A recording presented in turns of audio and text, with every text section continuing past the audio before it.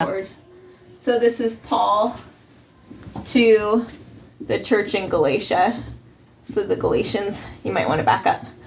And then, so the problem was, and it was a mixed multitude. So it was some Jews, but it was a lot of Gentiles, basically. This was what the whole book was about. The problem was that they desired to go back under the law.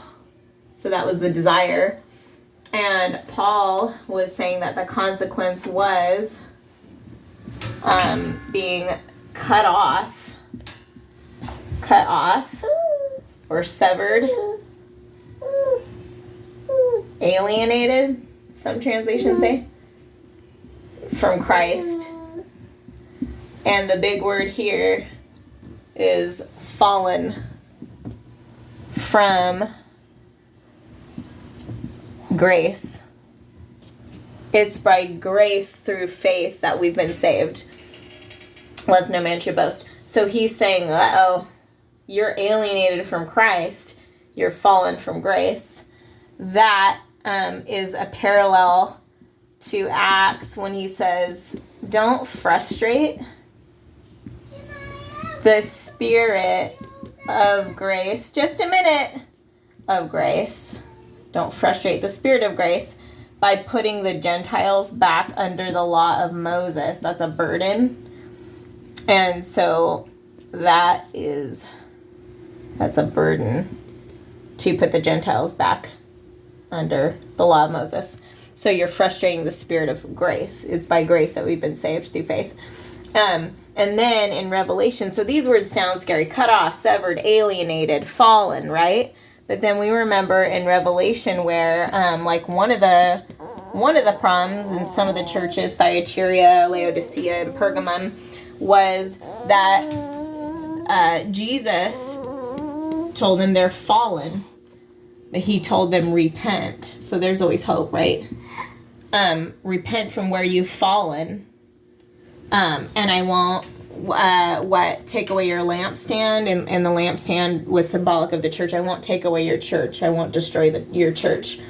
They suffered that woman Jezebel, and one of the punishments for being fallen like that in an unrepentant state was, he said, I'll throw her into a sick bed and all who lie with her, or he will strike her children and they'll die.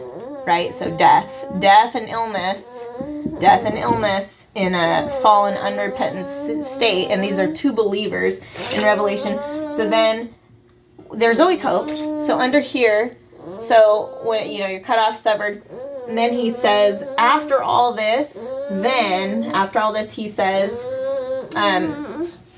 here you might want to back up so you can see the whole board. After this, he says, this is important. After he says all this scary stuff, he says, my little children, he calls them his little children still. He says, I travail, KJV, because I'm a KJV girl, went to a Baptist private school, right? I travail over you. So in other words, he says, like a woman in labor before the baby comes. So in other words, labor is agonizing. So I'm in pain. I'm in emotional pain until what? Until, keep your eye on this word, until Christ, here's the hope, be formed in you. Some translations will say be made alive. So till Christ be formed in you. So here's all the hope. Right? Even in Revelation, when he says, you've fallen, remember from how far you've fallen. Jesus Christ in Revelation says, remember how far you've fallen and repent, and I won't take away your church. So he says, my little children, after all these scary things he says, but you're still my little children, and I'm in pain until Christ be formed in you. In other words, guys were saved by grace through faith. If you go back under the law, and he says, do you not know what the law says? It said, cursed be anyone who doesn't do everything in this book. In other words, you're cursed if you eat pig's meat. You're cursed if you don't keep the Sabbath. We're under a curse if we go back under the law, because under the law means you don't have Christ. You're cut off from Christ, and you're fallen from grace, right? Is it off? No. Oh, did you hit stop?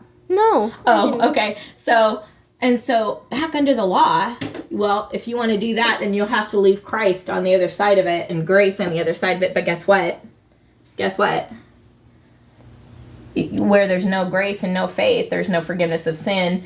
And the law was the administration of death, right? It craved justice. That's why Jesus said, I've come to fulfill or satisfy the law. The law was satisfied as long as it got justice every time. There was no unless God chooses you and elects you for mercy and grace, right? And so he's like, my little children, I travail over you like a woman in labor until Christ be formed in you. So he has this hope until, and we got to hang on to that blessed hope. And even here in Revelation, there's a blessed